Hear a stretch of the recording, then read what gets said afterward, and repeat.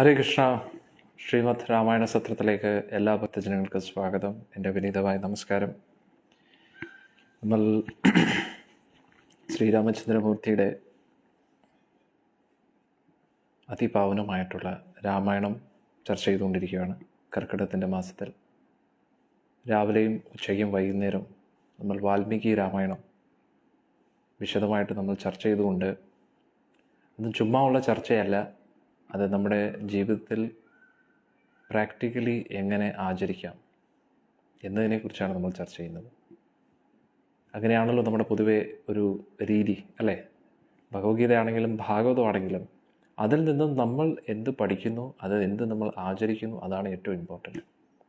അല്ലാതെ പഠിച്ചിട്ട് എന്താണ് പ്രയോജനം? നമുക്കൊരു പ്രയോജനം ഇല്ല. പിന്നെ നാട്ടിന് എന്താണ് പ്രയോജനം? സമൂഹത്തിന് എന്താണ് പ്രയോജനം? ഇതെല്ലാം പഠിച്ച് ആചരിച്ച് നമ്മുടെ ജീവിതത്തിൽ ഒരു സംതൃപ്തി ലഭിക്കുക, അതാണ് നമ്മുടെ ജീവിതത്തിൻ്റെ ലക്ഷ്യം. അതിനു വേണ്ടിയാണ് നമ്മളിതൊക്കെ ചെയ്യുന്നത്. ഇതിൻ്റെ ഒരു മഹത്വം നമുക്കറിയാത്തത് കൊണ്ടാണ് നമുക്ക് അത് പുതിയ തലമുറയെ എടുത്ത് പറഞ്ഞു കൊടുക്കാൻ പറ്റാത്തത്. അവർ പെട്ടെന്ന് ചോദിക്കുകയാണ്, എന്താണ് പ്രയോജനം? അമ്പലത്തിൽ പോയാൽ ഇതൊക്കെ വായിച്ചുകൊണ്ട് എന്താണ് പ്രയോജനം? അതൊക്കെ പഴഞ്ചൻ കാര്യങ്ങളല്ലേ എന്ന് പറയുമ്പോൾ നമുക്ക് വാക്കുകളില്ല. കാരണം നമ്മൾ ഉള്ളിൻ്റെ ഉള്ളിൽ നിന്ന് ഇതുവരെയും പൂർണ്ണമായിട്ട് നമുക്ക് മനസ്സിലായിട്ടില്ല ഇതിൻ്റെയൊക്കെ പ്രാധാന്യത എന്താണ്. അന്നേരം നമ്മൾ ഇതിനെക്കുറിച്ച് വിശദമായിട്ടൊക്കെ പഠിച്ച് നമ്മൾ ജീവിതത്തിലോട്ട് പ്രാവർത്തികമാക്കുമ്പോഴാണ് ഒരു വ്യക്തത നമുക്ക് കിട്ടുന്നത്. അതിൻ്റെ പ്രകാശത്തിൽ നമ്മുടെ ജീവിതത്തിലുള്ള അന്ധകാരങ്ങളൊക്കെ മാറി കൂടുതൽ കൂടുതൽ നമ്മുടെ ജീവിതത്തിൻ്റെ പ്രശ്നത്തിനെല്ലാം ഒരു പരിഹാരം നമുക്ക് ലഭിക്കും. അതാണ് നമ്മൾ മനസ്സിലാക്കേണ്ടത്. അന്നേരം ഭഗവാന്റെ തിരുനാമ ജപം കൊണ്ട് നമുക്ക് ഇന്നത്തെ സത്സംഗം ആരംഭിക്കാം. അതിനു മുമ്പായിട്ട് കുറച്ച് കാര്യങ്ങൾ നമുക്ക് ചർച്ച ചെയ്യാം. ഉച്ചയ്ക്ക് നമ്മൾ ഭംഗിയായിട്ട് ചർച്ച ചെയ്തു. നമ്മുടെ ജീവിതം ഒരു ബാലൻസ്ഡ് ആയിട്ട് പോകേണ്ടത് വളരെ അത്യാവശ്യമാണ്. ശ്രീരാമചന്ദ്രമൂർത്തി അവിടെ സുഗ്രീവന് ഉപദേശം കൊടുക്കുകയാണ്. നീ സുഖത്തിൽ ആണ്ടുപോയി, മതിമറന്നു പോയി. പക്ഷെ ഒരു രാജാവിനെ സംബന്ധിച്ചിടത്തോളം, ഒരു നേതൃത്വം വഹിക്കുന്ന വ്യക്തിയെ സംബന്ധിച്ചിടത്തോളം സുഖഭോഗത്തിൽ ഇങ്ങനെ മഗ്നനായിട്ട് ജീവിക്കാൻ പാടില്ല. അതിന് നല്ലൊരു ഉത്തമ ഉദാഹരണം ശ്രീരാമചന്ദ്രമൂർത്തി നൽകി. എന്താണ്? സുഖഭോഗത്തിൽ മഗ്നരായിട്ട് ജീവിക്കുന്നത് ഒരു മരത്തിൻ്റെ കൊമ്പിൽ കിടന്നുറങ്ങുന്ന പോലെയാണ്. എങ്ങനെ ഇരിക്കും? നല്ല ഭംഗിയായിട്ട് കിടന്നുറങ്ങും. പക്ഷേ നമ്മൾ ഉണരുന്നത് എപ്പോഴായിരിക്കും? തറയിൽ വീഴുമ്പോഴായിരിക്കും നമ്മൾ ഉണരുന്നത്. അതുവരെ നല്ല ഭംഗിയായിട്ട് കിടന്നുറങ്ങും. ഏതെങ്കിലും രീതിയിൽ ഒന്ന് കാഴ്ച തെറ്റി നേരെ ടപ്പെന്ന് പറഞ്ഞൊന്ന് വീഴും. അതോടുകൂടി എല്ലൊക്കെ ഒടിയുമ്പോഴായിരിക്കും നമ്മൾ ഉണരുന്നത്. അതേപോലെയാണ് ജീവിതം. അങ്ങനെയായി പോകരുത്. വലിയൊരു വീഴ്ചയിൽ നിന്ന് നമ്മൾ പഠിക്കരുത്. സുഖഭോഗത്തിൽ മഗ്നരായിട്ട് ജീവിക്കരുത്. കണ്ണ് തുറന്നിരിക്കുക, ചെവികൾ തുറന്നു വയ്ക്കുക. ആസ്വാദനത്തിന് തെറ്റില്ല. പക്ഷെ നേരത്തെ ഞാൻ പറഞ്ഞതുപോലെ അമിതമായിട്ടുള്ള ആസ്വാദനം, സുഖഭോഗത്തിൽ പൂർണ്ണമായിട്ടും മഗ്നരായിട്ട് ജീവിക്കരുത്. ശരിയായിട്ടുള്ള രീതിയിലുള്ള ഒരു ബാലൻസ് അച്ചീവ് ചെയ്യുക എന്ന് പറഞ്ഞാൽ വളരെ ഇമ്പോർട്ടൻ്റ് ആണ്. അതാണ് വേണ്ടത്. സുഖഭോഗം തീരെ ഇല്ലാതെ ജീവിച്ചാൽ നമ്മുടെ ജീവിതം വളരെ ഡ്രൈ ആയിപ്പോകും. ഉപ്പില്ലാത്ത കഞ്ഞി മാതിരിയായിരിക്കും.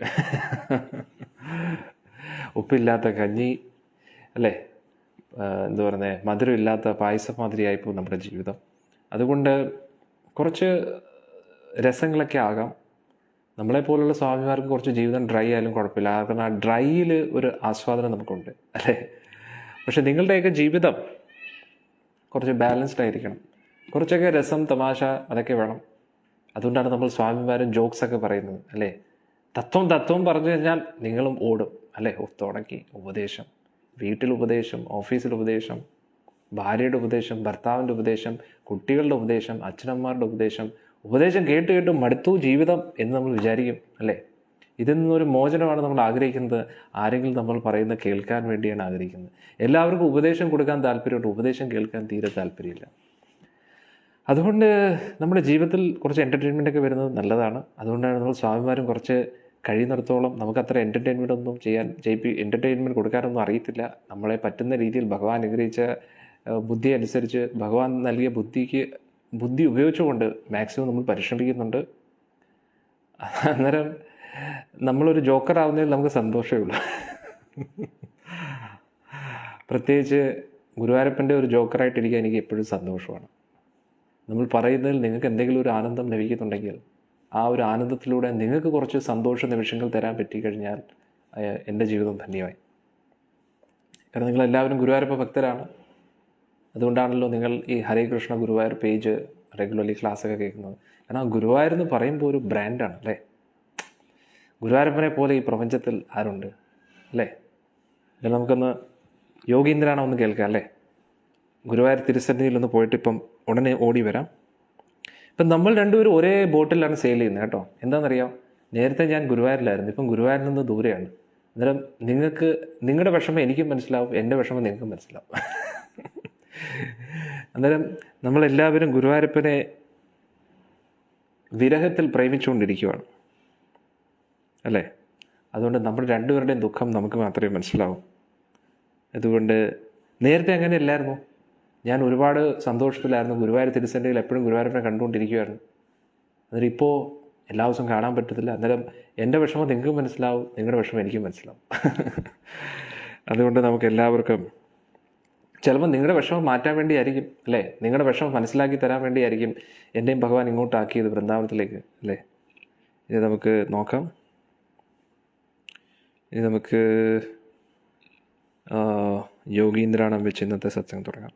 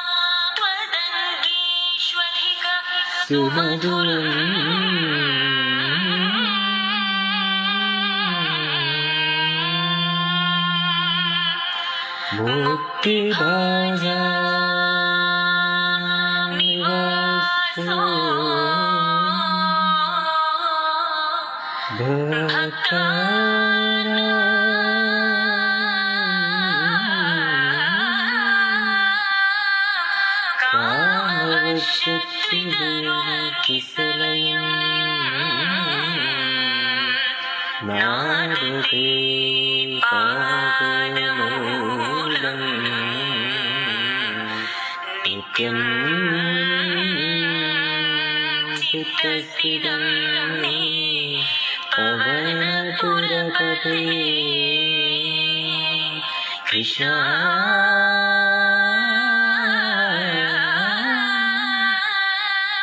കാരുണ്യ സിന്ധോ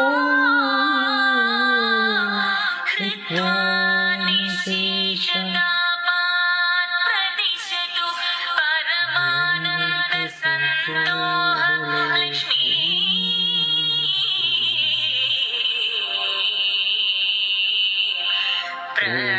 പ്രതിശതു പരമാനന്ദ സന്തോഹ ലക്ഷ്മീ.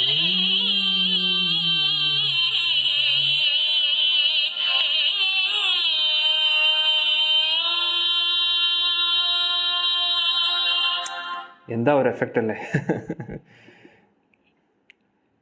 നമുക്ക് എന്തായാലും കരുണ ചെയ്യുവാനും കൂടെ ഒന്ന് കേൾക്കാം. എൻ്റെ ഫേവറേറ്റാണ്. നമുക്ക് കേൾക്കാം.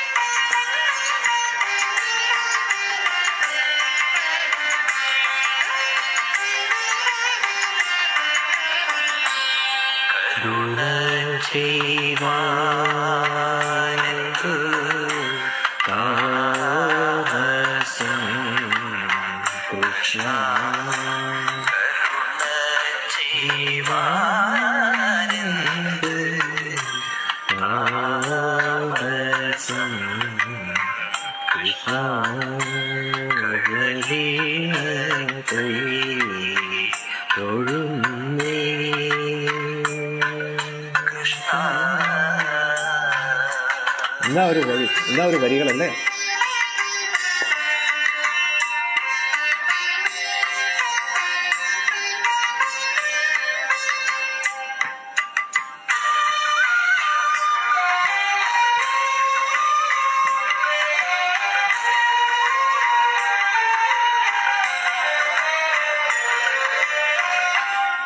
ശരണാഗതന്മാർക്കിഷ്ട വരദാനം ചെയ്തു ജന്മേ.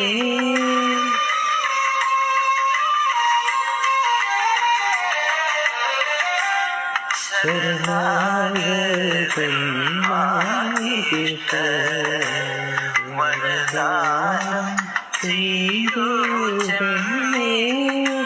ഗുരുവായൂർ പൂരം വന്നേ.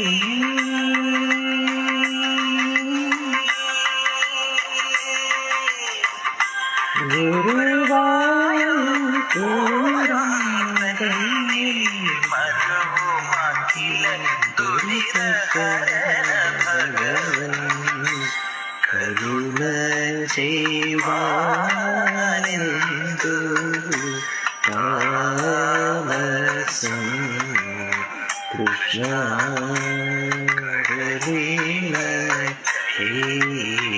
തൊഴുന്നേ. കൃഷ്ണ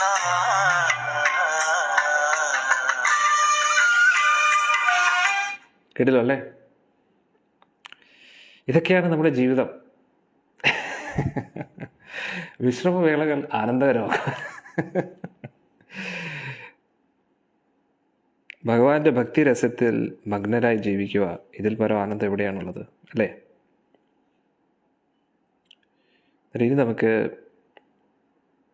ഭഗവാൻ, നമ്മൾ ഇന്നലെ ഉച്ചയ്ക്ക് നമ്മൾ കണ്ടു, പല പല ദിശകളിൽ നിന്നും വാനര പ്രമുഖന്മാർ, അവരെല്ലാവരും ഒരുപാട് ശക്തരായിട്ടുള്ള വാനരന്മാരെയൊക്കെ കൊണ്ടുവരികയാണ്. ഞാൻ പറഞ്ഞില്ല, കോടിക്കണക്കിന് വാനരന്മാരാണ്, 100,000 കോടി. ഇതൊക്കെ നമ്മൾ കേട്ടിട്ടുണ്ടോ? ഒരു വാനര പ്രമുഖൻ കൊണ്ടുവരുന്നതാണ് ഇതൊക്കെ. അതായത് ഇവരെല്ലാവരും കൂടി ചേർന്ന് എത്ര ലക്ഷക്കോടികളാണ് റെഡിയാക്കി തോന്നുന്നത്. അന്നേരം യഥാർത്ഥ സംഖ്യ നമ്മൾ കണ്ടുപിടിക്കണമെങ്കിൽ പത്മം, അങ്ങനെ കുറേ വിഭാഗമുണ്ട് സൈന്യത്തിൻ്റെയൊക്കെ. അങ്ങനെ പുതിയൊരു കൗണ്ടിങ് സിസ്റ്റം തന്നെ നമ്മൾ റെഡിയാക്കണം ഇതൊക്കെ ചെയ്യണമെങ്കിൽ. ഒന്ന് ആലോചിച്ച് നോക്കണം. അത്രയ്ക്ക് വാനരന്മാരാണ് ശ്രീരാമചന്ദ്രമൂർത്തിക്ക് ജീവൻ കൊടുക്കാനും ഭഗവാനിൻ്റെ സന്തോഷത്തിന് വേണ്ടി ജീവൻ ത്യജിക്കാനും തയ്യാറായിട്ട് നിൽക്കുകയാണ് ഈ വാനര സൈന്യം മുഴുവൻ. ഇനി നമുക്ക് നോക്കാം എന്താണ് പറയുന്നതെന്ന്. ഹരേ കൃഷ്ണ കൃഷ്ണ കൃഷ്ണ ഹരേ ഹരേ, ഹരേ രാമ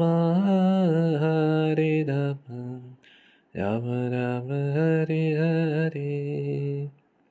ഇത് വളരെ ശ്രദ്ധിച്ച് കേൾക്കണം, കാരണം ഇതിൽ വൈദിക് കോസ്മോളജിയുടെ കുറച്ച് കാര്യങ്ങളൊക്കെ വരും. അതായത് ഇപ്പോൾ ഒരു വിഭാഗം ആൾക്കാരെ ഭഗവാന്റെ നിർദ്ദേശപ്രകാരം നമ്മൾ നോക്കുകയാണെങ്കിൽ സുഗ്രീവൻ കിഴക്ക് ഭാഗത്തോട്ട് പിടിക്കുകയാണ്. എന്നിട്ട് ചിലവരെ പടിഞ്ഞാറും ചിലവരെ വടക്കും ചിലർ ദക്ഷിണ ഭാഗത്തുമായിട്ട് നമുക്ക് നോക്കാം. അഥാ രാജസമൃദ്ധാർത്ഥ സുഗ്രീവ പ്ലവകേശ്വര ഉവാച നരശാർദൂലം രാമം പരബലാർത്ഥനം. സുഗ്രീവൻ ആ ഒരു ശ്രീരാമചന്ദ്രമൂർത്തിയെടുത്ത് ഇങ്ങനെ പറയുകയാണ്. അഗതാ വിനിഷ്ടാച ബലീന കാമരൂപിണ വരേന്ദ്ര മഹേന്ദ്രാഭയേമത് വിഷയവാസിന. അവർക്കെല്ലാം രൂപം മാറ്റാൻ കഴിയും ഭഗവാനെ. അവർ മഹേന്ദ്രപർവ്വത്തെ പോലെയാണ്. തമേ ബഹു വിക്രാന്തേ ബലവി ഭീമ വിക്രമേ ആഗതാവന ഘോര ദൈത്യം ദാനവസന്നിഭ. ഇവരെ കണ്ടു കഴിഞ്ഞാൽ രാക്ഷസന്മാരെ പോലെ തോന്നും. എല്ലാം മഹാശക്തരാണ്. ക്യാത്കർമ്മ ബദാന ച ബലവന്തോ ജിതപ്ലവന പരാവ് ക്രമേഷു വിഖ്യാത വ്യവസായേഷു ച ഉത്തമ പൃഥ്വിയംബുചരാരാമ നാനനഗ നിവാസിന കോടി ഓഘ ച ഇമേ പ്രാപ്ത വാനരത്തവ കിങ്കര. ശ്രീരാമ ഭഗവാനെ, ഇവരെ പൊതുവെ അറിയപ്പെടുന്നത് തന്നെ അസാധ്യമായിട്ടുള്ള കാര്യങ്ങൾ സാധൂകരിക്കാൻ വേണ്ടിയാണ് ഇവർ പൊതുവെ റെഡിയായിട്ട് നിൽക്കുന്നത്. ഇവർക്ക് എന്ത് കൊടുത്താലും, ഏത് ടാസ്ക് കൊടുത്താലും അവരെപ്പോഴും തീർച്ചയായിട്ടും നടത്തിയിരിക്കും. ഏറ്റവും ശക്തരായിട്ടുള്ളവരാണ്, തളർച്ചയില്ലാത്തവരാണ്. വലിയ കഠിനമുള്ള പർവ്വത മേഖലകളിൽ താമസിക്കുന്നവരാണ്.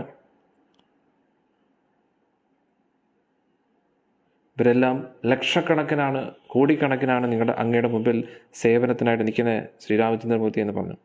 നിദേശവർത്തിന സർവേ സർവഗുരുഹിതേ സ്ഥിത അവിപ്രേതം അനുഷ്ഠാതും തവ ശക്ഷ്യന്തി ആരിധം. ശ്രീരാമ ഭഗവാനെ, അങ്ങയുടെ ഇംഗിതത്തിന് വേണ്ടിയാണ് ഇവരെല്ലാവരും പ്രവർത്തിക്കുന്നത്. വിശ്വസിച്ച് നമുക്ക് എല്ലാ കാര്യങ്ങളും അവരെ ഏൽപ്പിക്കാം. ത ഇമേ ബഹു സഹസ്രേ അനേക ബഹുവിക്രമേ ആഗത വാനരഘോര ദൈത്യദാനവസന്നിഭ.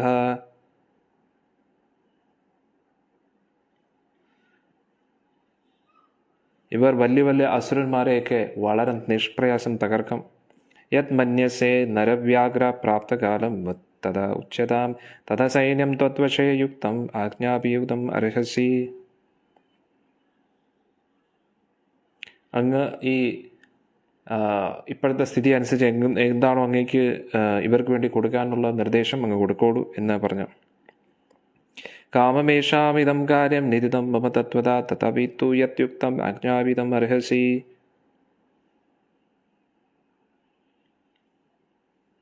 തഥാ ബ്രുവാണ സുഗ്രീവം രാമോ ദശരഥാത്മജന ബാഹുഭ്യാം സംപരിഷ്യജ്യ ഇതം വചനമബ്രവീത്. ഇതെല്ലാം കേട്ടിട്ട് ദശരഥപുത്രനായിട്ടുള്ള ശ്രീരാമ ഭഗവാൻ പറഞ്ഞു, ജ്ഞാതം സൗമ്യ വൈദേഹി യതി ജീവിത നവ സദേദേശോ മഹാപ്രാജ്ഞ യസ്മിൻ വസതി രാവണ. സുഗ്രീവ, വൈദേഹി ജീവനോടെ ഉണ്ടോ ഇല്ലയോ എന്ന് എനിക്ക് അറിഞ്ഞുകൂടാ. അതുകൊണ്ട് രാവണൻ എവിടെയാണ് താമസിക്കുന്നത് കണ്ടുപിടിക്കണം. അത് എത്രയും പെട്ടെന്ന് തുടങ്ങുക. അധിഗമ്യം തു വൈദേഹിം നിലയം രാവണസ്യ ച പ്രാപ്തകാലം വിധാരിസി തസ്മിൻ കാലേ സഹത്വയ.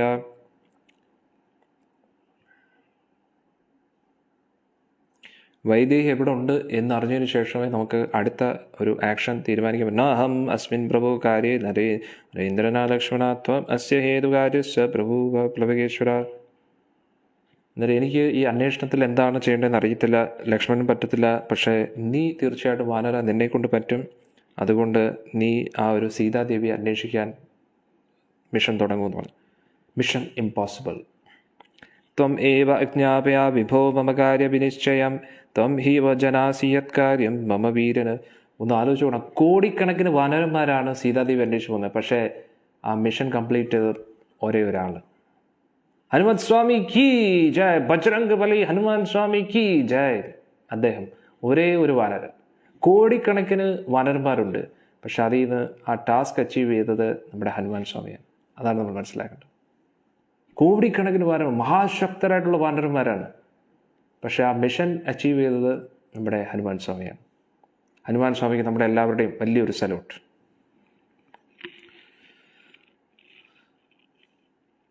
അതുകൊണ്ട് എന്താണോ അനുയോജ്യമായിട്ടുള്ളത് അങ്ങ് പറയൂ എന്നൊക്കെ പറഞ്ഞ് ശ്രീരാമചന്ദ്രമൂർത്തി സുഗ്രീവൻ്റെ അടുത്ത് പറയുകയാണ്. സുഹൃദാദ്വിതീയോ വിക്രാന്ത പ്രാജ്ഞകാല വിശേഷവത് ഭവാനസ്മിതിദേ യുക്ത സുഹൃദാപ്തോർത്ഥവിതം. അതുകൊണ്ട് നീ നല്ല നിർമ്മല ഹൃദയനാണ്. ലക്ഷ്മണൻ കഴിഞ്ഞാൽ പിന്നെ നീയാണ് എനിക്കെല്ലാം. നല്ല ബുദ്ധിശക്തിയുള്ളവനാണ്. അതുകൊണ്ട് എന്താണ് അനുയോജ്യമായിട്ടുള്ളത് നീ ചെയ്യൂ എന്നാണ് പറഞ്ഞത്.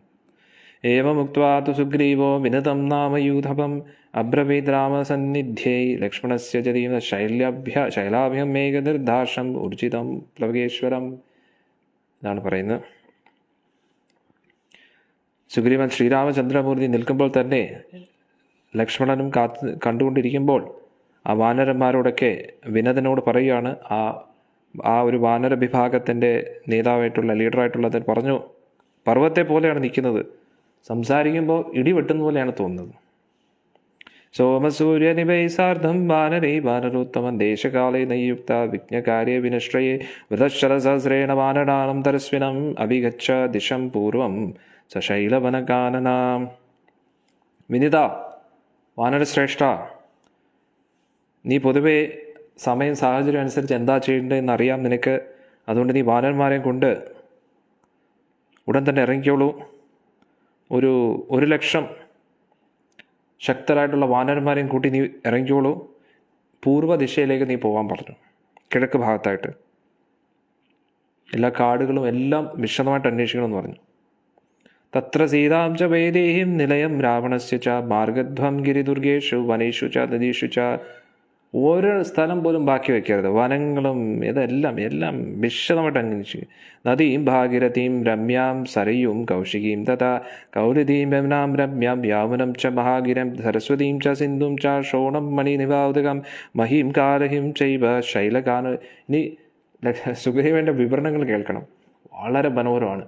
എല്ലാ വേദിക് കോസ്മോളജി മുഴുവൻ ബ്രഹ്മാണ്ടത്തിനെ കുറിച്ച്, ഏകദേശം ഭൂമണ്ഡലത്തിനെ കുറിച്ച് എല്ലാം ദൈവം പറയുന്നല്ലോ.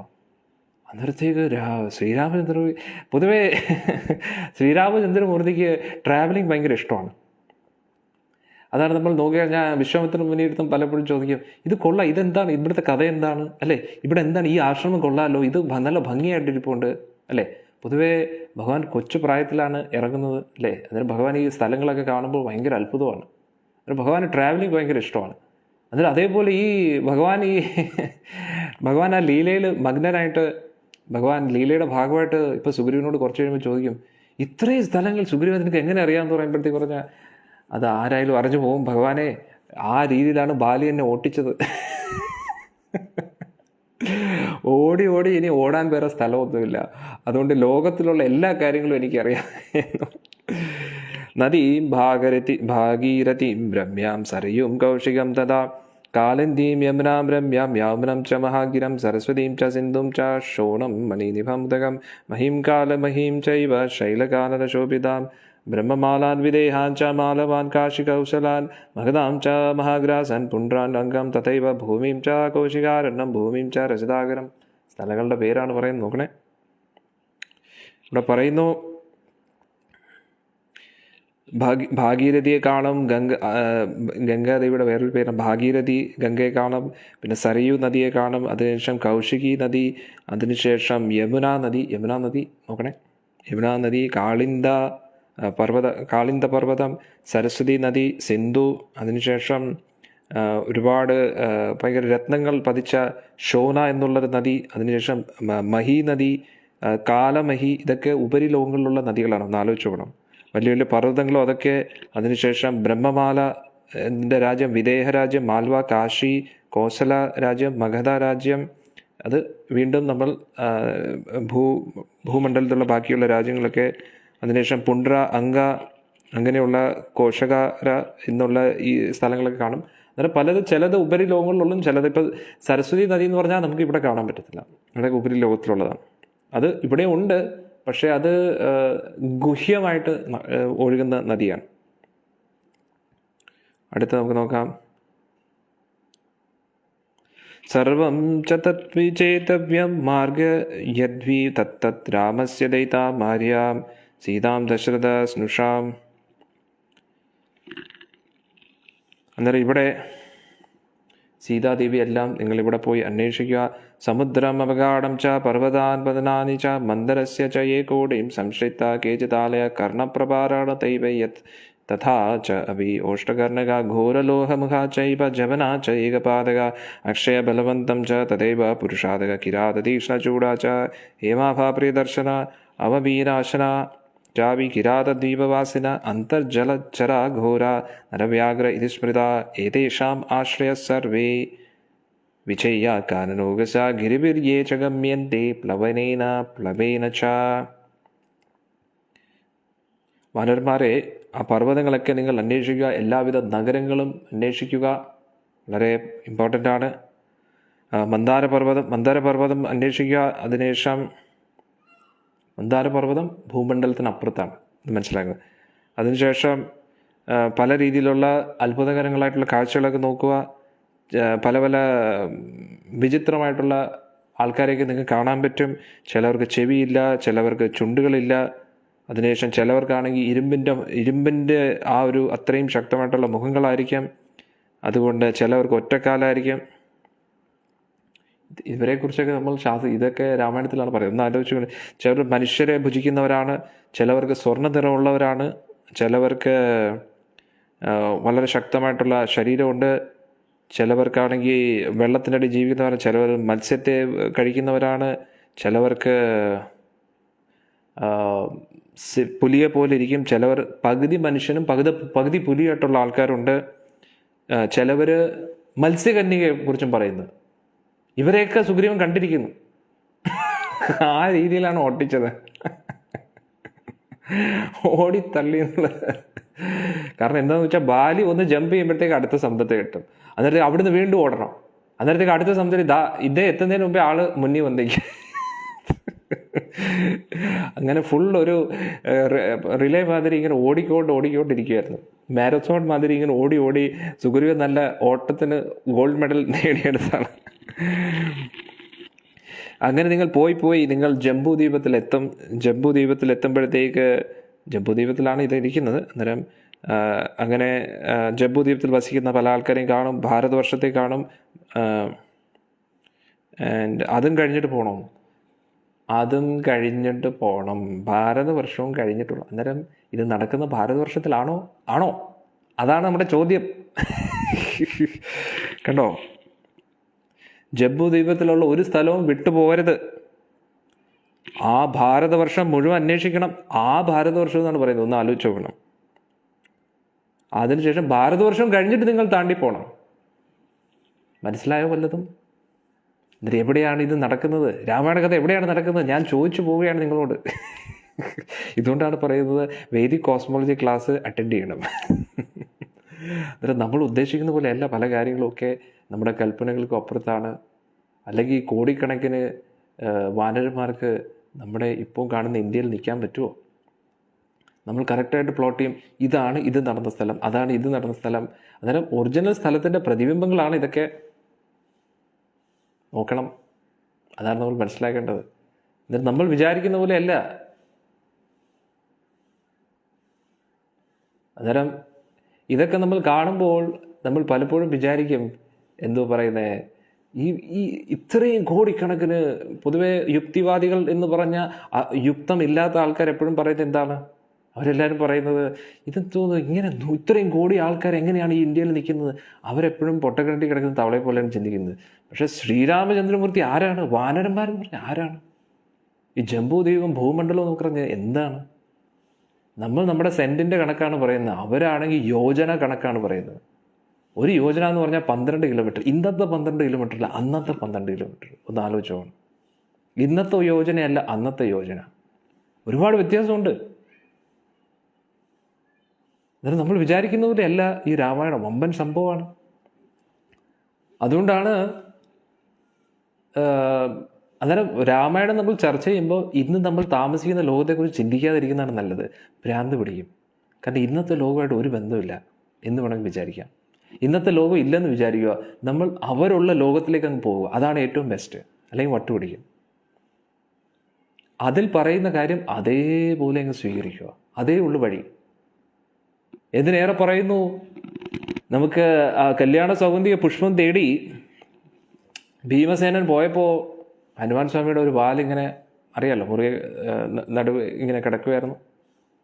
വാൽ വഴി മധ്യേ ഇങ്ങനെ കിടക്കുകയായിരുന്നു.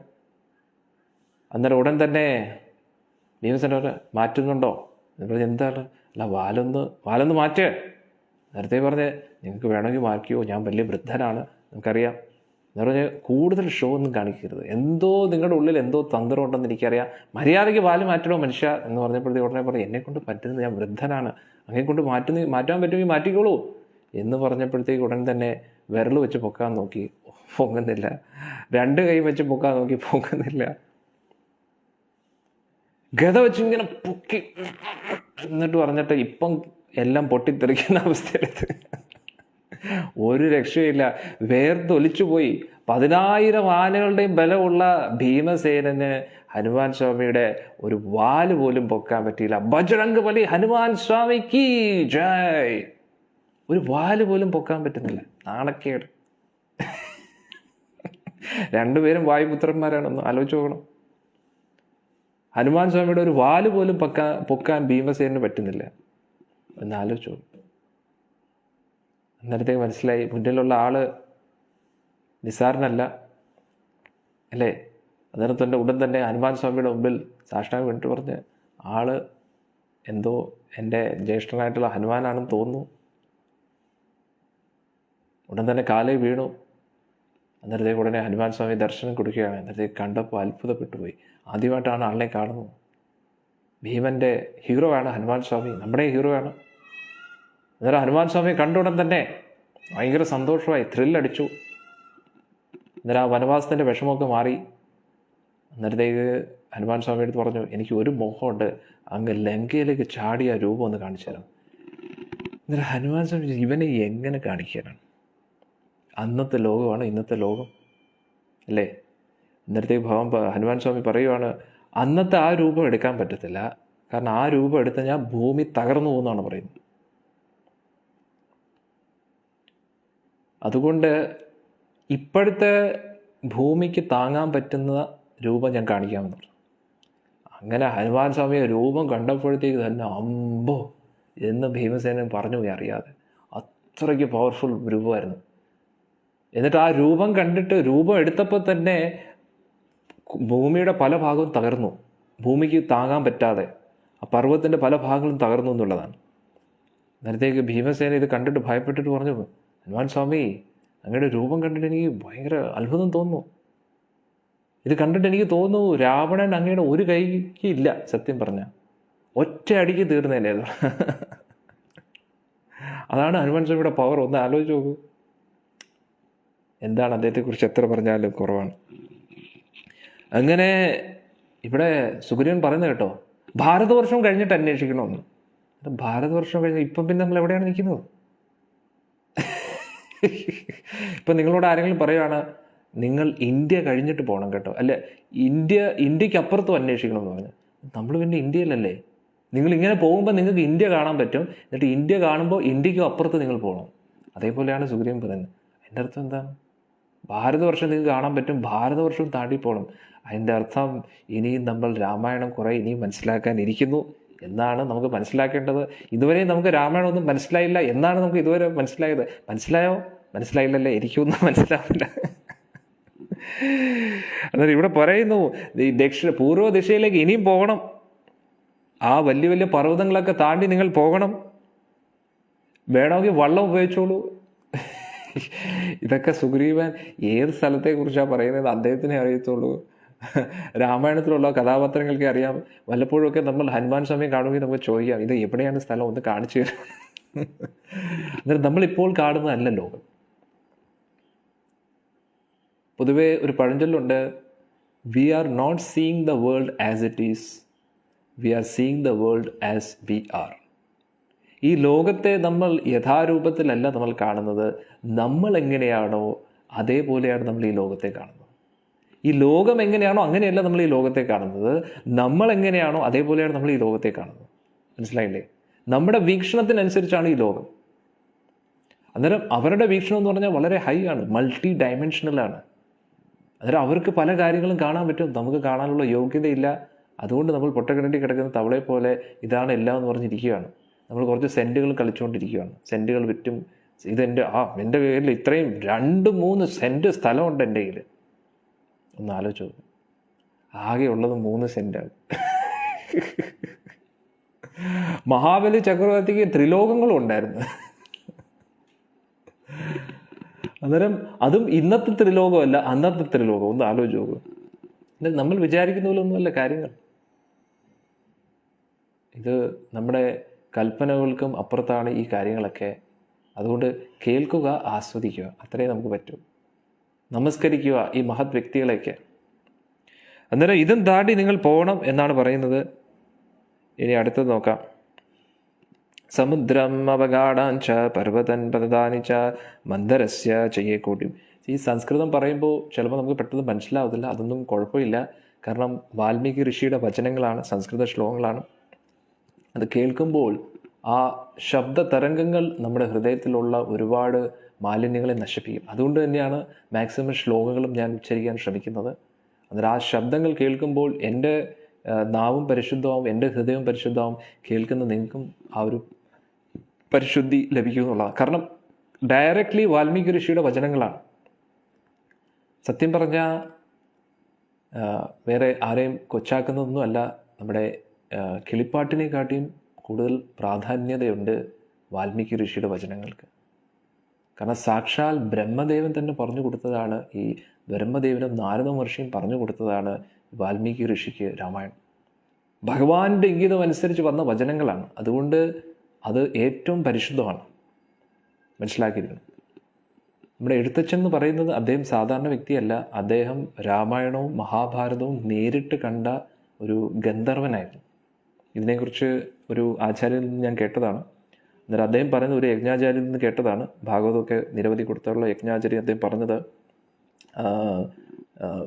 ഒരു ഗന്ധർവനായിരുന്നു ഈ നമ്മുടെ എഴുത്തച്ഛൻ. അന്നേരം അദ്ദേഹം നേരിട്ട് കണ്ടതാണ്. അന്നേരം അദ്ദേഹം കണ്ട കാര്യങ്ങളാണ് പലപ്പോഴും ഇതിൽ പറഞ്ഞത്. പക്ഷേ അദ്ദേഹം എഴുതിയപ്പോൾ ഒരു മലയാള തനിമ കൊണ്ടുവന്നു. കാരണം നമ്മൾ മലയാളികൾക്ക് മനസ്സിലാക്കാൻ പറ്റുന്ന രീതിയിൽ പലതിനെയും ആ രീതിയിലാക്കിയിട്ടുണ്ട്. മനസ്സിലായില്ലേ? പക്ഷെ പിന്നെ അടുത്ത പ്രശ്നം എന്ന് പറഞ്ഞാൽ പണ്ടത്തെ മലയാള ലിപി അല്ല ഇപ്പോഴത്തെ മലയാള ലിപി. ഒരുപാട് വ്യത്യാസമുണ്ട്. അന്നേരം ആ ഒരു തർജിമ ചെയ്യുമ്പോൾ പഴയ ലിപിയിൽ നിന്നും പുതിയ ലിപിയിലേക്ക് മാറ്റുന്ന സമയത്ത് മാറ്റുന്നവർ പിന്നെ കുറച്ച് മാറ്റിയിട്ടുണ്ട്. അതുകൊണ്ട് അതൊന്നും പ്രശ്നമില്ല. അത് സാഹചര്യം അനുസരിച്ച് എന്തെങ്കിലുമൊക്കെ ചെയ്യുന്നതായിരിക്കും. അതൊന്നും കുഴപ്പമില്ല. എന്തായാലും നമുക്ക് കേൾക്കാം. ചിലപ്പോൾ ആ ഡീറ്റെയിൽസ് അങ്ങോട്ടും ഇങ്ങോട്ടുമൊക്കെ മാറും. പക്ഷേ സംസ്കൃതത്തിലുള്ള ഈ എന്തു പറയുന്നേ നമ്മുടെ വാൽമീകി ഋഷിയുടെ ശ്ലോകങ്ങളൊക്കെ അത് അതേപോലെ തന്നെയാണ് ഇരിക്കുന്നത്. അതുകൊണ്ടാണ് ഈ ഭൂമണ്ഡലത്തിൻ്റെ വർണ്ണനയൊക്കെ ഇത്രയും ക്ലിയർ ആയിട്ട് പറയുന്നത്. മനസ്സിലായില്ലേ? അതായത് അന്ന് വാൽമീകി ഋഷി എന്താണോ എഴുതിയത് അത് തന്നെയാണ് നമ്മൾ വായിക്കുന്നത്. അതുകൊണ്ട് ആ ഒരു ആധികാരികത നമുക്കത് അനുഭവപ്പെടും. അതുകൊണ്ട് മനസ്സിലായില്ലെങ്കിലും കുഴപ്പമില്ല. മനസ്സിലാക്കിയിട്ട് നമുക്കൊന്നും ചെയ്യാനില്ല. അതൊന്നും നമുക്ക് കാണാൻ പറ്റത്തില്ല. കാരണം അത് ഹയർ ഡൈമെൻഷണൽ കാര്യങ്ങളാണ്. പക്ഷേ അന്ന് നമുക്ക് കുറച്ചും കൂടെ ക്ലാരിറ്റി കിട്ടും. നമ്മൾ രാമായണത്തെ നമ്മുടെ വീക്ഷണം വെച്ച് നോക്കുമ്പോഴാണ് ഇതൊക്കെ നടന്നോ ഇല്ലയോ എന്നൊക്കെ തോന്നുന്നത്. അല്ലേ? ഇതെങ്ങനെ ഇങ്ങനെ നടക്കുന്നത്, ഇതെങ്ങനെ ഇങ്ങനെ നടക്കുന്നത്, ഇതൊക്കെ നടക്കുന്ന കാര്യമാണോ എന്നൊക്കെ, ഇതൊക്കെ കാൽപ്പനിക കഥകളല്ലേ തോന്നും. പക്ഷേ ഈ ഒരു രീതിയിൽ നമ്മൾ നോക്കുമ്പോഴാണ് ഓക്കെ, ഇതൊക്കെ നമ്മുടെ കൽപ്പനകൾക്കും അപ്പുറത്താണ്. ഒന്ന് ആലോചിച്ച് നോക്കണം. വാനന്മാരുടെ സംഖ്യ തന്നെ കണ്ടില്ലേ? കോടിക്കണക്കിനാണ്. ഒരു വാനര ശ്രേഷ്ഠൻ കൊണ്ടുവന്ന ആൾക്കാർ തന്നെ 1,00,000 കോടിയാണ്. പിന്നെന്താണ് പറയാനുള്ളത്? 1,00,000 കോടി. ഇതൊക്കെ എവിടെ നിൽക്കുമെന്ന് അറിയത്തില്ല. ഇന്നത്തെ ഇന്ത്യക്ക് താങ്ങാൻ പറ്റുമോ? ഈ 1,00,000 കോടി ആൾക്കാർ ഇന്നത്തെ ഭൂമിയിൽ നിന്ന് കഴിഞ്ഞാൽ ഭൂമി തകർന്നു പോകും. അത് വാനരന്മാരാണ്. അവരൊന്നും ഡയറ്റിങ് ചെയ്യുന്നവരല്ല. അതും അടങ്ങി ഒതുങ്ങി അനങ്ങാതെ ഒന്നുമല്ല അവർ നിൽക്കുന്നത്. ചാടിയാണ് നിൽക്കുന്നത്. ഒന്ന് ആലോചിച്ചു നോക്കും. തുള്ളിച്ചാടിയാണ് നിൽക്കുന്നത്. വാനരന്മാരാണ്. അവർക്ക് അടങ്ങി ഒതുങ്ങി നിൽക്കാൻ പറ്റത്തില്ല. ഭയങ്കര കോമഡിയാണ്. ഈ യുദ്ധം എല്ലാം കഴിഞ്ഞതിന് ശേഷം അയോധ്യയിൽ ഇവരെല്ലാം പോവും.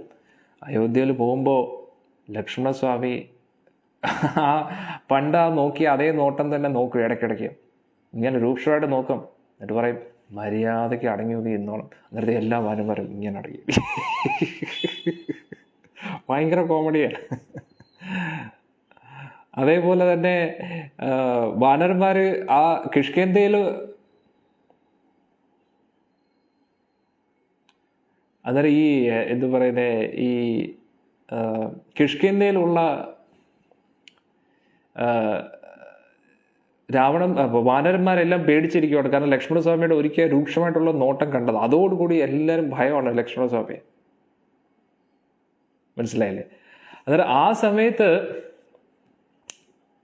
വാനരന്മാർ ഇടയ്ക്കിടയ്ക്ക് തെറ്റ് ചെയ്യുമ്പോൾ ലക്ഷ്മണസ്വാമി ഇടയ്ക്കിടയ്ക്ക് ഒന്ന് നോക്കും. ഒരിക്കൽ ശ്രീരാമചന്ദ്രമൂർത്തി ഇങ്ങനെ ഇരിക്കുന്ന സമയത്ത് വാനരന്മാർ എപ്പോഴും എവിടെയാണ് മരത്തിൻ്റെ മുകളിലല്ലേ കയറുന്നത്. അന്നേരം നേരെ മരത്തിൻ്റെ മുകളിൽ കയറിയിരുന്നു. അന്നേരം ലക്ഷ്മണസ്വാമി ഒന്ന് നോക്കി. സ്വാമി അടിയിലിരിക്കുമ്പോഴാണോ അവിടെ നീ കൊമ്പത്ത് കയറി ഇരിക്കുന്നത്? ഒന്ന് നോക്കിയുള്ളൂ. ടപ്പെന്ന് പറഞ്ഞ് എല്ലാവരും ചാടി. അന്നേരം ഇടയ്ക്കിടയ്ക്ക് ലക്ഷ്മണസ്വാമി നോക്കി പേടിപ്പിക്കുക. അതോടുകൂടി എല്ലാവരും ഭയപ്പെട്ടാണ് ജീവിക്കുന്നത്. അന്നേരം ഇതേപോലെ അയോധ്യയിൽ ചെന്നപ്പോൾ അവിടെ വാനരന്മാരെല്ലാവരും ഇരിക്കുമായിരുന്നു. കാരണം ഭഗവാനെ പിരിയാൻ പറ്റത്തില്ല അവർക്ക്. അത്രയ്ക്ക് ഭയങ്കര ഈ എന്തു പറയുന്ന ഒരു അഡ്വെഞ്ചറസ് ജേർണി ആയിരുന്നു. ഒരു പിക്നിക് മാതിരിയായിരുന്നു വാനരന്മാർക്ക് തോന്നിയത്. കാരണം സീതാദേവി അന്വേഷിക്കണം എന്നുള്ള ഉദ്യമം ഉണ്ടെങ്കിലും അവർക്ക് ഇഷ്ടപ്പെട്ട അദ്ദേഹത്തിൻ്റെ അവരുടെ എല്ലാവരുടെയും നായകൻ രാമനുമായിട്ട് ഒന്ന് എന്താ പറയുന്ന ഒരു സൗഹൃദം രാമന് വേണ്ടി ചെയ്യുക എന്ന് പറയുമ്പോൾ ഒരു വീര്യമല്ലേ, ഭയങ്കര ഒരു വീരമല്ലേ, ഭയങ്കര ഒരു എക്സൈറ്റ്മെൻറ്റ്, ഉത്സാഹമാണ്. രാമന് വേണ്ടിയാണ് നമ്മൾ ചെയ്യുന്നത് പറയുമ്പോൾ ഭയങ്കര ഒരു അഡ്വെഞ്ചറസ് സ്പിരിറ്റാണ്. അന്നേരം യുദ്ധമൊക്കെ കഴിഞ്ഞപ്പോഴേ തീർന്നു, രാവണൻ ചത്ത്, ചാവണ്ടായിരുന്നു. വെറുതെ രാവണനെ കൊന്നു ഭഗവാൻ. സോ അവർ ആഗ്രഹിച്ചിരുന്നത് യുദ്ധം തീരാതെ ഇങ്ങനെ തന്നെ നിൽക്കണമെന്നാണ്. കാരണം അത്രയും നേരവും രാമനുമായിട്ട് കൂടുതൽ കൂടുതൽ ഫ്രണ്ട്ഷിപ്പും ഇടപെടാനും ഒക്കെ പറ്റുമല്ലോ. അത്രയ്ക്ക് അവർക്ക് ഇഷ്ടപ്പെട്ടു രാമനെ. അതുകൊണ്ടാണ് മിക്ക വാനരന്മാരും അടുത്ത ഇതിൽ ജന്മത്തിൽ ഗോപികന്മാരായിട്ട് മാറുന്നത്. കാരണം അത്രയ്ക്ക് അവർക്ക് ഭഗവാനുമായിട്ട് ക്ലോസ് ആയിട്ടുള്ളത്. മനസ്സിലാവുന്നുണ്ടോ? അത്രയ്ക്ക് ഭഗവാനെ ഭയങ്കര ഇഷ്ടമായി. അങ്ങനെയാണ് ഭഗവാൻ. അന്നേരം ആ ശ്രീരാമചന്ദ്രമൂർത്തിയായിട്ട് കൂടുതൽ ഇടപെടാൻ അവരെല്ലാവരും ആഗ്രഹിച്ചു. അന്നേരം അയോധ്യയിൽ ചെന്നിട്ടും ലക്ഷ്മണസ്വാമി ഇടയ്ക്കിടയ്ക്ക് നോക്കി പേടിപ്പിക്കും. അന്നേരത്തേക്ക് അവരെല്ലാം മിണ്ടാതെ ഡിസിപ്ലിനായിട്ടിരിക്കും. പക്ഷെ വാനരന്മാർക്ക് എങ്ങനെയാണ് ഡിസിപ്ലിനായിട്ടിരിക്കാൻ പറ്റുന്നത്? അധികം നേരമൊന്നും പിടിച്ചിരിക്കാൻ പറ്റുന്നത്. അന്നേരം ഭഗവാൻ തിരിച്ചെത്തിയപ്പോൾ മിഥിലയിൽ നിന്ന് ക്ഷണം വന്നു. എല്ലാവരെയും ക്ഷണിച്ചിരിക്കുന്നു. അന്നേരം ഭഗവാൻ പോകാൻ തീരുമാനിച്ചു. അന്നേരം ലക്ഷ്മണനോട് പറഞ്ഞ് നമുക്ക് വാനരന്മാരെയും കൂട്ടാം. ലക്ഷ്മണൻ വേണ്ട, ശരിയാവത്തില്ല. പറയില്ല, പാവങ്ങളല്ലേ, നമ്മുടെ ആൾക്കാരല്ലേ എന്നൊക്കെ പറഞ്ഞപ്പോൾ മനസ്സോടുകൂടി ലക്ഷ്മണസ്വാമി സമ്മതിച്ചു. പക്ഷേ ലക്ഷ്മണസ്വാമി നല്ലൊരു എന്താ പറയുന്ന ഒരു ട്രെയിനിങ് സെഷൻ തന്നെ കൊടുത്തു. അവിടെ പോയി കഴിഞ്ഞാൽ മര്യാദയ്ക്ക് അടങ്ങി ഒതുങ്ങി ഇരുന്നോണം. എല്ലാവരും ശരി, ഉറപ്പായിട്ടും ഒരു പ്രശ്നം ഉണ്ടാക്കത്തില്ല, സത്യം സത്യം സത്യം എന്നൊക്കെ പറഞ്ഞു. അവിടെ ചെന്നു. അവരെല്ലാവരും ഭഗവാന്റെ കൂട്ടത്തിലിരുന്ന് ഭക്ഷണം കഴിക്കാൻ ഇരിക്കുകയാണ്. അങ്ങനെ വാനരന്മാർക്ക് അടങ്ങി ഒതുങ്ങി ഇരുന്ന് ഭക്ഷണം കഴിച്ചൊരു ശീലമില്ല അല്ലേ. കുറച്ച് അവിടുന്ന് പറിച്ച് ഇവിടുന്ന് പറിച്ച് അങ്ങനെയാണ്. അവർക്ക് അവരുടേതായിട്ടുള്ള ജോളി രീതിയിൽ കഴിക്കുന്നതാണ് ഇഷ്ടം. പക്ഷെ എന്നിട്ടും എല്ലാവരും അവരവരുടെ ആ ഒരു തനി സ്വഭാവത്തേക്കൊന്ന് നിയന്ത്രിച്ച് വെച്ച് അച്ചടക്കത്തോടു കൂടി ഇരുന്ന് ഭക്ഷണം കഴിച്ചുകൊണ്ടിരിക്കുക. അന്നേരം തമ്മി ഭയങ്കര ഹ്യൂമറാണ് വാനരന്മാർ തമ്മിൽ, തനി ഹ്യൂമറാണ്. അന്നേരത്തേക്ക് ആ എന്താണെന്ന് അറിയത്തില്ല, എല്ലാവരും അടക്കി ഒതുങ്ങി അവിടെ എല്ലാവരും ഭക്ഷണം കഴിച്ചുകൊണ്ടിരിക്കുകയാണ്. എന്നാൽ ലക്ഷ്മണസ്വാമി വിചാരിച്ചു എല്ലാം അല്ലേ കൊള്ളാം, പ്രശ്നമൊന്നും ഇല്ലല്ലോ എന്നൊക്കെ പറഞ്ഞിരിക്കുകയാണ്. അന്നേരമാണ് ആരുടെയോ കഷ്ടകാലത്തിന് അവിടുന്ന് ഒരാൾ മാമ്പഴം കൊണ്ടുവന്നു. നല്ല പഴുത്ത മാമ്പഴം, ആര് കണ്ടാലും അവർക്ക് ആകർഷണം തോന്നും. അന്നേരം ആ മാമ്പഴം ഒരു വാനരൻ്റെ കിട്ടി. അന്നേരം ഇത് കണ്ട ഉടനെ എല്ലാവർക്കും ആ മാമ്പഴം വേണം. പക്ഷേ എല്ലാവരും, കാരണം എത്ര ഭക്ഷണം ഉണ്ടെങ്കിലും പൊതുവെ വാനരന്മാർക്ക് ഏറ്റവും ഇഷ്ടം പഴങ്ങളും അതൊക്കെയാണല്ലോ. അന്നേരം മാമ്പഴം കണ്ടപ്പോൾ എല്ലാവർക്കും ആ മാമ്പഴത്തിൽ തന്നെ നോട്ടമേ. അന്നേരം പൊതുവേ വാനരന്മാർ ഒത്തുകൂടുമ്പോൾ എപ്പോഴും കോമ്പറ്റീഷനാണ്. അന്നേരം ഇഷ്ടപ്പെട്ട മാമ്പഴം കിട്ടിക്കഴിഞ്ഞാൽ തട്ടിപ്പറിക്കുക, അതൊക്കെ അവരുടെ ഒരു രസമാണ്, കളി ഇച്ചിരി തമാശയൊക്കെയാണ്. അന്നേരം ഈ മാമ്പഴം എടുത്തപ്പോൾ എല്ലാ വാനരന്മാരെയും നോക്കാൻ തുടങ്ങി. അന്നേരം എല്ലാ വാനരന്മാരെയും നോക്കുകയാണ്. അന്നേരം എല്ലാവരും നിനക്ക് കിട്ടിയല്ലേ, നീ വെച്ചിട്ടുണ്ടടാ എന്നുള്ള രീതിയിൽ എല്ലാവരും കണ്ണുകൊണ്ട് സംസാരിക്കാൻ തുടങ്ങി. അന്നേരം ഈ വാനരൻ വിചാരിച്ചു, ഓ എൻ്റെ ഭാഗ്യം, ഈ മാമ്പഴം എനിക്ക് കിട്ടിയല്ലോ എന്ന് പറഞ്ഞിട്ട് ആ മാമ്പഴമൊക്കെ തൊലിച്ചിട്ട് ഇങ്ങനെ പിടിച്ച ഉടനെ ആ മാമ്പഴം അകത്തുനിന്ന് തൊലി പോയിട്ട് അതിങ്ങനെ അന്തരീക്ഷത്തിലേക്ക് ഇങ്ങനെ പറക്കാൻ തുടങ്ങി. അതിങ്ങനെ പിടിക്കുന്ന സമയത്ത് അകത്തുനിന്ന് ആ മാമ്പഴം ഇങ്ങനെ തൊലിയിൽ നിന്ന് പുറത്തു വന്നു. എന്നിട്ട് ഇങ്ങനെ കുറച്ച് നേരത്തേക്ക് ഇങ്ങനെ പൊങ്ങി എന്നുള്ളതാണ്. ഇത് കണ്ട ഉടനെ ഇതിനെ പിടിക്കാൻ വേണ്ടി ഒരു 10-20 പേര് ഒറ്റ ചാട്ടം ചാടിയതും അവിടെ എല്ലാം കൂടെ കുളമാക്കി എന്നുള്ളതാണ്. ലക്ഷ്മണസ്വാമിക്ക് ദേഷ്യം വന്നിട്ട് എന്ത് ചെയ്യണമെന്നറിയാതെ, എന്നിട്ട് ഈ സമയത്ത് ശ്രീരാമചന്ദ്രമൂർത്തിയാണ് ചിരിയോടെ ചിരി. അന്നേരം ഞാൻ പറഞ്ഞതിൻ്റെ അർത്ഥം അങ്ങനെ ഒരുപാട് രസകരമായിട്ടുള്ള ഒരുപാട് നിമിഷങ്ങളുണ്ട് രാമായണത്തിൽ. അന്നേരം ഈ വാനരന്മാർക്കെല്ലാം ഈ എന്താ പറയുന്നത്, ഈ സീതാദേവിയെ അന്വേഷിക്കുക, എന്നിട്ട് ഭഗവാന് വേണ്ടി യുദ്ധം ചെയ്യുക എന്ന് പറഞ്ഞാൽ ഒരു മറക്കാൻ പറ്റാത്ത നിമിഷങ്ങളായിരുന്നു. അതിൽ കുറേ വാനരന്മാർക്ക് ഒരുപാട് വിരഹം തോന്നി യുദ്ധമൊക്കെ കഴിഞ്ഞപ്പോൾ. അവരാ വിരഹത്തിലാണ് പിന്നെ അന്നേരത്തേക്ക് ഒരുപാട് അവർക്ക് വീണ്ടും ഭഗവാനുമായിട്ട് ലീലകൾ പങ്കെടുക്കണമെന്ന് ആഗ്രഹം തോന്നി. അവരിൽ കുറച്ച് പേര് വൃന്ദാവനത്തിലെ കുരങ്ങന്മാരായിട്ട് ജനിച്ചു. അന്നേരം ഭഗവാൻ വെണ്ണയൊക്കെ മോഷ്ടിക്കുമ്പോൾ അവരെ വിളിക്കും. ഉടൻ തന്നെ അവർ സന്തോഷത്തോടു കൂടി വന്നിട്ട് ഭഗവാൻ കഴിച്ചതിൻ്റെ വെണ്ണ അവർക്ക് ബാക്കി കൊടുക്കും. അവരൊക്കെ സന്തോഷിച്ച് ത്രില്ലടിച്ച് കഴിക്കും. അന്നേരം ആചാര്യന്മാർ പറയുന്നു, ഈ വാനരന്മാരെല്ലാം ഭഗവാന്റെ രാമായണ ലീലയിൽ ഭഗവാന് വേണ്ടി ഒരുപാട് സേവനങ്ങൾ അനുഷ്ഠിച്ചിട്ടുണ്ട്. അതിൻ്റെ കടം വീട്ടുകയാണ് ഭഗവാൻ വെണ്ണ കൊടുത്തിട്ട് എന്ന് പറയുന്നു. അങ്ങനെ ഒരുപാട് സംഭവങ്ങളുണ്ട്. ഇനി നമുക്ക് നോക്കാം എന്താ പറയുന്നത്. സമുദ്രം അവഗാഢാൻ ച പർവ്വതാൻ പതനാനി ച മന്ദരസ്യ ച യേ കൂടീം സംശ്രിതാ കേചിതാലയ കർണപ്രാവരണ ചൈവ തഥാ ച വി ഓഷ്ടകർണക ഘോരലോഹമുഖാ ചൈവ ജവാന ചൈകപാദക അക്ഷയാ ബലവന്ത ച തഥൈവ പുരുഷാദക കിരാതതീക്ഷ്ണചൂഢ ച ഹേമാഭാ പ്രിയദർശന ആമമീന അശന ചാപി കിരാത. പക്ഷേ ഈ വാനരന്മാരിൽ ഏറ്റവും ഡിസിപ്ലിനും ഏറ്റവും അച്ചടക്കവും ഉള്ളത് ലക്ഷ്മണസ്വാമിക്ക് ഏറ്റവും ഇഷ്ടം ഹനുമാൻ സ്വാമിയാണ്. അത് വേറൊരാളാണ്. ഇത്രയും അച്ചടക്കവും ഒതുക്കമുള്ള വേറൊരാളുമില്ല. മനസ്സിലായില്ല? ഏതീശാശ്രിയ സർവ വിജയകാലലോകസ ഗിരിവിരിയച്ച് ഗമ്യന്തേ പ്ലവേന. അന്നേരം ഈ കിഴക്ക് ഭാഗത്തോട്ടുള്ള കാര്യങ്ങളെക്കുറിച്ചാണ് സുഗ്രീവസ്വാമി ഇങ്ങനെ പറഞ്ഞു പോകുന്നത്. വാനര അങ്ങനെ പർവ്വതങ്ങളൊക്കെ അന്വേഷിക്കുക, സമുദ്രങ്ങളൊക്കെ താണ്ടി പോകുക, മന്ദാര പർവ്വതം അതൊക്കെ കാണും. അത് നമ്മൾ വായിച്ചു. ഇനി അടുത്ത് സമുദ്രം അവഗാഢാഞ്ച പർവ്വതം പദാനിച്ച മന്ദരസ്യ കൂടിയും ഇത് നമ്മൾ വായിച്ചു. നമ്മൾ വായിച്ചു 27ാമത്തെ ശ്ലോകം വായിച്ചു, 28ാമത് വായിച്ചു, 29 വായിച്ചു, 30ാമത്തെ യത്നബന്ധോ യവദ്വീപം സപ്തരാജ്യ ഉപശോഭിതം സുവർണരൂപക്യം ദീപം സുവർണാകാരമണ്ഡിതം യവദ്വീപം അതിക്രമ്യ ശിശിരോ നാമ പർവത ദിവസാ സ്പൃശതി ശൃംഗേന ദേവദാനവസേവതി ഏതേഷാം ഗിരിദുർഗേഷു പ്രവദേഷു വനേഷു ച മാർഗദ്വം സഹിത സർവേ രാമപത്നീം യശസ്വിനീം. യവൻ്റെ ആ ഒരു ദ്വീപിലൊക്കെ നിങ്ങൾ പോകണം. ഒരുപാട് രാജ്യങ്ങൾ അവിടെയുണ്ട്. സ്വർണമുണ്ട്, വെള്ളികളുണ്ട്. സ്വർണത്തിൻ്റെ ദ്വീപുണ്ട്, വെള്ളിയുടെ ദ്വീപുണ്ട്. ഇതൊക്കെ കിഴക്ക് ഭാഗത്തു നിന്നാണ് പറഞ്ഞത്. എവിടെയാണെന്ന് ഭഗവാനെ അറിയും. ഒരുപാട് ഇതൊക്കെയുണ്ട്. ആ യവൻ്റെ ആ ഒരു ദ്വീപ് നിങ്ങൾ ക്രോസ് ചെയ്യുമ്പോൾ ശിശിര പർവ്വതം വരും. പിന്നെ ആ ശിശിര പർവ്വതം സ്വർഗത്തെ മുട്ടിയാണ് നിൽക്കുന്നത്. അതുകൊണ്ട് ദേവന്മാർക്കും അസുരന്മാർക്കും ഒരേപോലെ പ്രിയപ്പെട്ട സ്ഥലമാണ്. അതിനുശേഷം ആർക്കും ക്രോസ് ചെയ്യാൻ പറ്റാത്ത കുറേ പർവ്വതങ്ങളുണ്ട്. നോക്കണേ, അത്ഭുതമല്ലേ? അവിടെ എല്ലാം സീതാദേവിയെ നിങ്ങൾ അന്വേഷിക്കണം. ഒന്ന് ആലോചിച്ച് കൂടാ. അതായത് നമ്മുടെ ഈ ഏഷ്യ, ഈ നോർത്ത് അമേരിക്ക, സൗത്ത് അമേരിക്ക, ഇതിലൊന്നും അല്ല അന്വേഷിച്ചിട്ട്. ഇതൊന്നും അല്ല. ഇതിനപ്പുറത്താണ് സീതാദേവി അന്വേഷിച്ചിരിക്കുന്നത്. ഒന്ന് ആലോചിച്ച് നോക്കൂ. അതിൽ ചെറിയൊരു ഭാഗം മാത്രമാണ് നമ്മുടെ ഈ ഭാരതഖണ്ഡം. അന്നേരം സീതാദേവിയെ അന്വേഷിച്ച് എവിടേക്കാണ് നോക്കണം. തതോ രക്തജലം പ്രാപ്യം ശോണ ആഖ്യാം ശീഘ്രവഹിനീം ഗത്വാ പരം സാമുദ്രസ്യ സിദ്ധചാരണസേവിതം തസ്യ തീർത്ഥേഷു രമ്യേഷു വിചിത്രേഷു വനേഷു ച രാവണ സഹ യ മാർഗത്യാ തഥാ. പിന്നെ വേറൊരു കാര്യം എന്ന് പറഞ്ഞാൽ ഇതെല്ലാം രാവണൻ്റെ കീഴിലുള്ള സ്ഥലങ്ങളാണ്. രാവണൻ്റെ ആ ഒരു രാജ്യം എത്ര വലുതാണെന്ന് നോക്കണേ.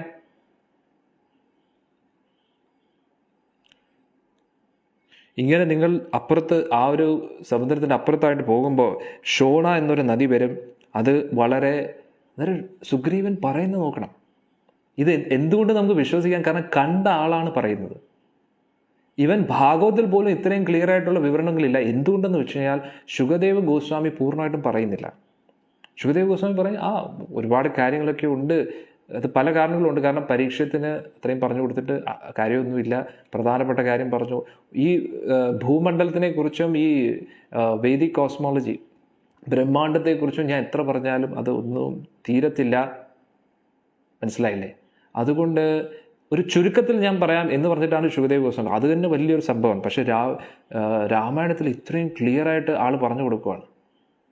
അത് നമ്മളെന്തോ അറിയാത്ത ഇവിടെ പോയുമ്പോൾ നിങ്ങൾ ലെഫ്റ്റിൽ ഒരു കട കാണും കേട്ടോ. അതിനുശേഷം ഇങ്ങോട്ട് പോയാൽ മതി.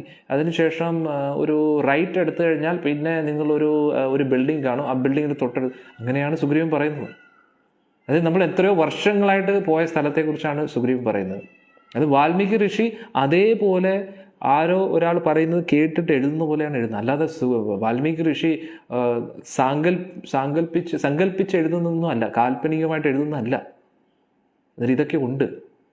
മനസ്സിലായില്ല. അന്നേരം രാമായണത്തിനനുസരിച്ച് നമ്മളിത് പഠിക്കുവാണെങ്കിൽ ഇത്രയും സംഭവങ്ങളുണ്ട്. ഒന്ന് ആലോചിച്ച് നോക്കൂ. നമ്മൾ ആകെ ചെറിയൊരു സ്ഥലത്ത് ജീവിക്കും, നമ്മൾ വിചാരിക്കുന്നത് നമ്മൾ എന്തോ വലിയ സംഭവമാണെന്നും. പക്ഷെ ഒന്നുമല്ല. നമ്മൾ ഒന്ന് ആലോചിച്ച് നോക്കുക.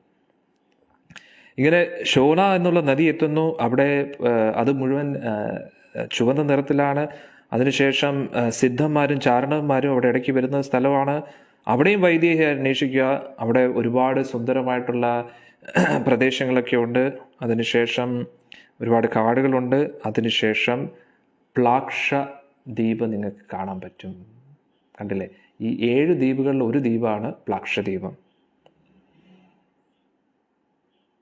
പർവ്വത പ്രഭവാ നദ്യ സുഭീം ബഹുനിഷ്കുട മാർഗത്വാദരീമന്ത പർവ്വത ച വനാനി ച. അവിടെ നിങ്ങൾക്ക് ഒരുപാട് സമുദ്രങ്ങളൊക്കെ പർവ്വതങ്ങളൊക്കെ കാണാൻ പറ്റും. അതുകൂടെ ഒരുപാട് ഗാർഡനൊക്കെ കാണാൻ പറ്റും, വാടിക, അതൊക്കെ ഉദ്യാനങ്ങൾ, അതെല്ലാം നിങ്ങൾ അന്വേഷിക്കുക. അവിടെ എല്ലാം അന്വേഷിക്കുക.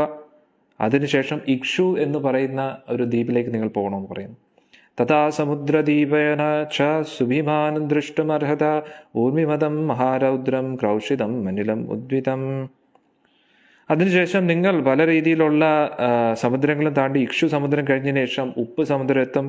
അതിനുശേഷം ആ ദ്വീപുകളെത്തും. അതെല്ലാം വളരെ ഘോരമായിട്ടുള്ള ഇതാണ്. അതൊക്കെ താണ്ടി നിങ്ങൾ പോകും. തത്ര അസുര മഹാകായ ഛായാം ഗൃഹണീതി നിത്യശ ബ്രഹ്മണ സംജ്ഞാത ദീർഘകാലം ബഭുഷിത തം കാലമേഘം മഹോരഘ നിഷേവിതം അഭിഭമ്യ മഹാനാദം തീർത്ഥനേവ മഹോദതീം. അങ്ങനെ വളരെ നിർമ്മല ശുദ്ധമായിട്ടുള്ള ജലമുള്ള ആ ഒരു സമുദ്രമൊക്കെ താണ്ടി നിങ്ങൾ അവിടെ ഒരുപാട് നാഗങ്ങളുണ്ട്. സൂക്ഷിക്കണം. നിങ്ങളായിട്ട് പോയി കടിക്കരുത്, അവരുടെ കടി കൊള്ളരുത്. അതിനുശേഷം നിങ്ങൾ മുന്നോട്ട് പോവുക. അതിനുശേഷം ഒരുപാട് ശക്തനായിട്ടുള്ള രാക്ഷസന്മാരെ കാണാൻ പറ്റും. അവരെല്ലാം വിഷം തിരിക്കുകയാണ്. ദയവ് ചെയ്ത് അവരുടെ മുമ്പിൽ ചെന്ന് പെടരുത്, അല്ലേ? ഞാൻ കുറച്ച് നമ്മുടെ കയ്യിൽ നിടുവാണ് കേട്ടോ. അങ്ങനെ അതുകൊണ്ട് അവരെയൊക്കെ നിഴൽ വെച്ച ആൾക്കാരെ പിടിക്കും. മനസ്സിലായില്ലേ? ഇങ്ങനെ ഹനുമാൻ സ്വാമിയുടെ നിഴലിനെ പിടിക്കും, ഒരാൾ ബ്ലോക്ക് ചെയ്യും. മനസ്സിലായി? ലങ്കയിലേക്ക് പോകുന്ന സമയത്ത് ഒരാളുടെ നിഴലിനെ കൺട്രോൾ ചെയ്ത് കഴിഞ്ഞാൽ ഉടനെ ആളിനെ കൺട്രോൾ ചെയ്യാൻ പറ്റും. അന്നേരം അങ്ങനെയുള്ള ഒരു വിഭാഗം രാക്ഷസന്മാരുണ്ട്. അവർ താമസിക്കുന്ന സ്ഥലമാണ്. നിങ്ങളുടെ നിഴലൊന്നും കൊണ്ടുപോയി ചെല്ലരുത് അവിടോട്ട്. നിഴലിനെ പിടിച്ചു കഴിഞ്ഞാൽ നിങ്ങൾ ബ്ലോക്കായി പോകും എന്ന് പറയും. തതോ രക്തജലം ഭീമം ലോഹിതം നാമസാഗരം ഗത്വാ പ്രേക്ഷിതാം ചൈവ ബ്രഹീതം കുടശാൽമലീം. അങ്ങനെ നിങ്ങളിങ്ങനെ പോകുന്ന സമയത്ത് ലോഹിത എന്ന് പറയുന്ന ഒരു ചുവന്ന സമുദ്രം എത്തും. അതിനുശേഷം ലോഹിത എന്ന് പറയുന്നതിൻ്റെ സമുദ്രത്തിൻ്റെ പേര്, ഇത് സപ്ത സമുദ്രത്തിൽ ഒന്ന്, അത് അതിൻ്റെ ആ ഒരു കളർ ചുവന്ന നിറത്തിലാണ്. അതിനുശേഷം കൂടശാൽമലി എന്ന ഉള്ള ഒരു മരം കാണും. ഈ ഷാൽമലി ദ്വീപത്തിലാണ്. ഈ ഒരു ഷാൽമലി വൃക്ഷം ഉണ്ടായതുകൊണ്ടാണ് അതിൻ്റെ പേര് ഷാൽമലി എന്ന്. ഗൃഹം ച വൈനതേയസ്യ നാനാരത്ന വിഭൂഷണം തത്ര കൈലാസ സംഘാഷം ഹിതീം വിശ്വകർമ്മണ. ഈ ഷാൽമലി വൃക്ഷത്തിലാണ് ഗരുഡസ്വാമി താമസിക്കുന്നത്. ഗരുഡസ്വാമി കീ ജയ്. ഇപ്പം മനസ്സിലായോ? പ്ലാക്ഷദ്വീപം കഴിഞ്ഞ് ഷാൽമലി ദ്വീപമുണ്ട്. സപ്ത സമുദ്രങ്ങളിലെയും സപ്ത ദ്വീപുകളിലൊന്നാണ് ഈ പ്ലാക്ഷദ്വീപ് കഴിഞ്ഞ ഉടനെ ഷാൽമലി ദ്വീപം. ഷാൽമലി ദ്വീപ് എന്ന് പേര് വരാൻ കാരണം ഷാൽമലി മരമുണ്ട്. ഷാൽമലി മരത്തിൽ ഗരുഡൻ താമസിക്കുകയാണ്. അന്നേരം ഗരുഡൻ ഇവിടെയെങ്കിലും അല്ല. നമ്മൾ കൃഷ്ണപരുന്തിനെ കാണുമ്പോൾ ദാ ഗരുഡൻ വന്നു, ഇതെല്ലാം ഗരുഡൻ ഇതിൽ നിന്ന് ഒരുപാട് വലുതാണ്. ഗരുഡൻ അപ്പുറത്താണ്. ചിലപ്പോൾ ഗരുഡൻ ഏത് രൂപം എടുത്ത് വരാം, ഗുരുവായൂർ തിരുസന്നിധിയിൽ എത്താം. പക്ഷേ എല്ലാ കൃഷ്ണപരുന്തുകളും ഗരുഡനാകണമെന്നില്ല, ഞാൻ പറയുന്നതിൻ്റെ അർത്ഥം. അന്നേരം വളരെ വലുതാണ്. ഷാൽമലി വൃക്ഷത്തിലാണ് അദ്ദേഹം താമസിക്കുന്നത്. അവിടെ കള്ളിൻ്റെ ഒരു സമുദ്രമുണ്ട്. നമ്മുടെ കള്ളാൻ ദൈവം ഇത് വിചാരിക്കരുത്.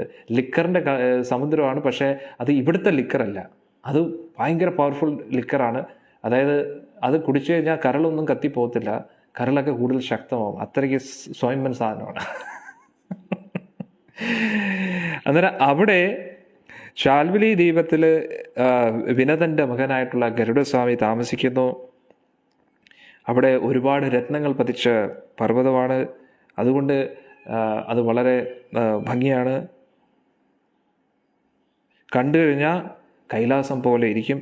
എന്നിട്ടും വിശ്വകർമാവ് തന്നെ നിർമ്മിച്ച ഒരു കൊട്ടാരവും അവിടെയുണ്ട് എന്നൊക്കെ. തത്ര ശൈലനിഭാഭീമ മന്ദേഹ നാമ രാക്ഷസ ശൈലശൃംഗേഷു ലംബന്തേ നാനാരൂപ ഭയാവഹ. അവിടെ വളരെ ഘോരവും വളരെ ദുഷ്ടനുമായിട്ടുള്ള ഒരു രാക്ഷസനുണ്ട്. അവൻ ഒരു ദയയില്ലാത്തവനാണ്, അല്ലേ? വളരെയധികം ഭയാനകരമായിട്ടുള്ള രൂപങ്ങളും ഇതൊക്കെയുള്ള. കാരണം പൊതുവെ നമ്മൾ ആൾക്കാർ കുറഞ്ഞ് ചന്ദ്രനിലെ ആൾക്കാരുണ്ടോ, ചന്ദ്രനിൽ പണ്ട് മനുഷ്യവാസം ഉണ്ടായിരുന്നു എന്നൊക്കെ, ഇതൊക്കെ ഒന്ന് വായിച്ചാൽ മതി. വ്യക്തമായിട്ട് പറയുന്നുണ്ട് ആര് എവിടേക്കാണ് താമസിക്കുന്നത്, അല്ലേ? നമ്മുടെ ഭാഗ്യം അവർക്ക് നമ്മളെ കാണാൻ പറ്റുന്നില്ല, നമുക്ക് അവരെയും കാണാം, അല്ലെങ്കിൽ നമ്മുടെ കാര്യമൊക്കെ കട്ടപ്പോകുകയാണ്. മനസ്സിലായില്ലേ? അതിന് എന്തിനാ ഏറെ പറയുന്നത്, ഈ പൊട്ടക്കിണറ്റിൽ നിന്ന് പുറത്തിറങ്ങിയെങ്കിലല്ലേ, നമ്മുടെ ഈ ലോകത്ത് നിന്ന് പുറത്തിറങ്ങിയെങ്കിലല്ലേ ഇവിടേക്ക് പോകാൻ പറ്റൂ. അവിടെ പോയാൽ നമ്മൾ ജീവിച്ചിരിക്കത്തില്ല, അത് വേറെ കാര്യം. എന്നാൽ ഇവിടെ പറയുന്നു അവിടെ ഒരു ദയം ദാക്ഷിണ്യം ഇല്ലാത്ത ഒരുപാട് അസുരന്മാരുണ്ട്. അവരുടെ വായിലൊന്നും ചെന്ന് ചാടരുത്. മനസ്സിലായില്ലേ? അവർ കണ്ടു കഴിഞ്ഞാൽ പർവ്വതം മാതിരി നിൽക്കും. മനസ്സിലായില്ലേ എന്നൊക്കെ പറയുകയാണ്. ദേവതന്തി ജലേ നിത്യം സൂര്യസ്യ. അന്നേരം ഒന്ന് ആലോചിച്ച് നോക്കണം, സുഗ്രീവൻ്റെ എക്സ്പീരിയൻസ് നോക്കണം. ഇത് ഒരു ദിശയെക്കുറിച്ചാണ് പറയുന്നത്. ഇനി പടിഞ്ഞാറൻ ദിശയെക്കുറിച്ച് പറയാനിരിക്കുന്നു, പിന്നെ ഉത്തര ദിശയെക്കുറിച്ച് പറയാനിരിക്കുന്നു, പിന്നെ ദക്ഷിണ ഭാഗത്തെക്കുറിച്ച് പറയുന്നു. അന്നേരം സമ്മതിക്കണം അല്ലേ നമ്മുടെ സുഗ്രീവ സ്വാമിയെ. സുഗ്രീവ സ്വാമിക്ക് ജയ്. തേ പതന്തി ജലേ നിത്യം സൂര്യസ്യ ഉദയനം പ്രതി അഭിതപ്താ ച സൂര്യേണ ലംബന്തേ സംപുനഃ പുനഃ നീത ബ്രഹ്മ തേജു. എന്തോ ഒരു അഡ്വഞ്ചറസ് മൂവി കാണുന്നവർ തോന്നുന്നു അല്ലേ? ഭയങ്കര എക്സൈറ്റിംഗ് ആണ്. നീത ബ്രഹ്മ തേജോവി അഹനി അഹനി രാക്ഷസ. ഇതിനെല്ലാം നമ്മൾ രാവണനോട് കടപ്പെട്ടിരിക്കണം, അല്ലെ? രാവണൻ സീതാദേവി തട്ടിക്കൊണ്ട് പോയതുകൊണ്ടല്ലേ ഇതൊക്കെ നമുക്ക് കേൾക്കാൻ പറ്റുന്നത്. അങ്ങനെ വീണ്ടും വീണ്ടും ഓരോ ദിവസം കഴിയുന്തോറും ഈ അസുരന്മാരെല്ലാം ആ ജലത്തിൽ വന്ന് കുളിക്കും. അന്നേരം അവരൊക്കെ എന്തു പറയുന്നത്, ഗായത്രി മന്ത്രം ജപിക്കുന്ന രാക്ഷസന്മാരാണ്. മനസ്സിലായില്ലേ? ക്ഷമിക്കണം, എൻ്റെ അർത്ഥം യഥാർത്ഥത്തിൽ സൂര്യൻ ഉദിക്കുമ്പോൾ അവിടെ ബാക്കിയുള്ള ബ്രാഹ്മണന്മാരൊക്കെ ഗായത്രി മന്ത്രം ജപിക്കുമ്പോൾ ആ സമയത്താണ് ഗായത്രി മന്ത്രത്തിൻ്റെ തരംഗങ്ങൾ അവരെ സ്പർശിക്കുമ്പോൾ. കാരണം സൂര്യൻ ഇങ്ങനെ പോകുന്ന സമയത്ത് സൂര്യൻ്റെ ആ ഒരു തരംഗങ്ങളിലൂടെ ഗായത്രി മന്ത്രത്തിൻ്റെ ഒരു സ്പന്ദനങ്ങളൊക്കെ കേൾക്കാൻ പറ്റും. അന്നേരം നമ്മൾ കേൾക്കാറില്ലേ, എന്തോ സൂര്യപ്രകാശം, അത് വേറൊരു ഭാഷയിലാണ് പറയുന്നത്, അത് ഞാൻ പറയുന്നില്ല. സൂര്യപ്രകാശം തട്ടിയിട്ട് നീ എഴുന്നേക്കുന്നില്ല അല്ലേടാ എന്നൊക്കെ പറഞ്ഞ് നമ്മൾ കളിയാക്കി പറയുന്നില്ലേ. അത് ഇവരൊക്കെ ഫുൾ ഉറക്കമാണ്. മനസ്സിലായില്ലേ? സൂര്യൻ ഉദിച്ചിട്ട് അവർ കിടന്നുറങ്ങും, സൂര്യപ്രകാശം വന്നാൽ അവർ ഉണരത്തില്ല. അന്നേരത്തേക്ക് ആ ഒരു ഗായത്രി മന്ത്രത്തിൻ്റെയൊക്കെ സ്പന്ദനമൊക്കെ അവരെ തട്ടുമ്പോഴാണ് പിന്നെ അവർ എഴുന്നേറ്റിട്ട് വീണ്ടും ഉപരി ലോകങ്ങളിലേക്കൊക്കെ പർവ്വത്തിൻ്റെ ശിഖരങ്ങളിലേക്ക് പോകും. തഥാ പാണ്ഡുരമേഘാവാം ക്ഷീരോധം നാമസാഗരം ഗത്വാ ദക്ഷരാ ദുർഗശ മുക്ത്വാഹാരം ഇവ ഉർമഭീ. അവിടെ നിങ്ങൾ പോകുമ്പോൾ പാൽ സമുദ്രം കാണും. അന്നേരം പാൽ സമുദ്രം എന്ന് പറഞ്ഞാൽ രണ്ടെണ്ണം ഉണ്ട്. ഒന്ന് ക്ഷീരസാഗരം, അവിടെ ഭഗവാൻ. ഇത് അതല്ല, ഇതാണ് പാലാഴി മന്ഥനം നടന്ന സ്ഥലം. അവിടെ വെളുത്ത മേഘത്തെ പോലെ ഇരിക്കും, നല്ല പാൽ വെള്ള പോലെ ഇരിക്കും. അവിടെ പാലിൻ്റെ സമുദ്രമാണ് എന്നാണ് പറയുന്നത്. ഓക്കെ, അന്നേരം ബാക്കി നമുക്ക് നാളെ കംപ്ലീറ്റ് ചെയ്യാം. ഒരുപാടുണ്ട് ഇനിയും. മനസ്സിലായില്ലേ? ഹരേ കൃഷ്ണ. ഇത്ര നല്ല രസമല്ലേ? എന്നിട്ട് ഇതെല്ലാം കേട്ടതിന് ശേഷം ഭഗവാൻ ഭയങ്കര എക്സൈറ്റഡ് ഇരിക്കും. സുഗ്രീവൻ അല്ലേ, ഭയങ്കര സംഭവമാണല്ലോ, കൊള്ളാമല്ലോ സുഗ്രീവ, ഇത്രയൊക്കെ നിനക്ക് അറിയാമെന്ന് പറഞ്ഞപ്പോഴത്തേക്ക് പറഞ്ഞു, എങ്ങനെ അറിയാതിരിക്കും ഭഗവാനെ, ആ രീതിയിലല്ലേ എന്നെ ഓട്ടിച്ചത്, ജീവനും കൊണ്ട് എന്നെ ഇവിടേക്ക് ഓടിച്ചു. പക്ഷെ കോമഡി എന്ന് പറഞ്ഞാൽ ഈ ഓട്ടത്തിൻ്റെ ഇടയിൽ ഇത്രയും ഡീറ്റെയിൽ ആയിട്ട് ആളെല്ലാം ഓട്ടത്തിൻ്റെ ഇടയിൽ പ്രകൃതി ഭംഗി ആസ്വദിച്ച് ഓടുകയായിരുന്നു. ഒന്ന് ആലോചിച്ചു. ചിലപ്പോൾ പ്രകൃതി ഭംഗി ആസ്വദിച്ചല്ല, എവിടെയെങ്കിലും ഒളിക്കാൻ പറ്റുമോ എന്ന് നോക്കിയതായിരുന്നു. അന്നേരം ഒളിക്കാൻ വേണ്ടി നോക്കുമ്പോഴൊന്നും സ്ഥലങ്ങൾ കിട്ടുന്നതല്ല. അങ്ങനെ ഓടി ഓടി എല്ലാ സ്ഥലങ്ങളുടെയും മുക്കും മൂലയൊക്കെ നല്ലപോലെ അറിയാമെന്നുള്ളതാണ്. ഇതാണ് എല്ലാം കൊണ്ടും കൊള്ളാം രാമായണം അല്ലേ? ഭയങ്കര സംഭവമല്ലേ? വളരെ എക്സൈറ്റിംഗ് ആണ്.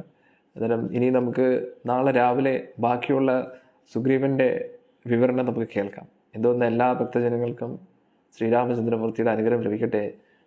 ശ്രീരാമചന്ദ്രമൂർത്തി കി ജയ്, സീതാമയ്യ കി ജയ്, ലക്ഷ്മണ സ്വാമിക്ക് ജയ്, ഭരതശത്രുഘ്ന സ്വാമിക്ക് ജയ്, ഹനുമത് സ്വാമിക്ക് ജയ്, നിതായ് ഗോർ പ്രേമാനന്ദേ, സുഗ്രീവ സ്വാമിക്ക് ജയ്. ഇത്രയും മനോഹരമായിട്ടുള്ള ഒരു ഗൈഡിനെ പോലെ അല്ലേ നമുക്ക് എല്ലാ സ്ഥലങ്ങളും പറഞ്ഞു നൽകുന്ന സുഗ്രീവ സ്വാമിക്ക് ജയ്. ഹരിബോൾ. നാളെ രാവിലെ നമുക്ക് കാണാം. ഹരേ കൃഷ്ണ.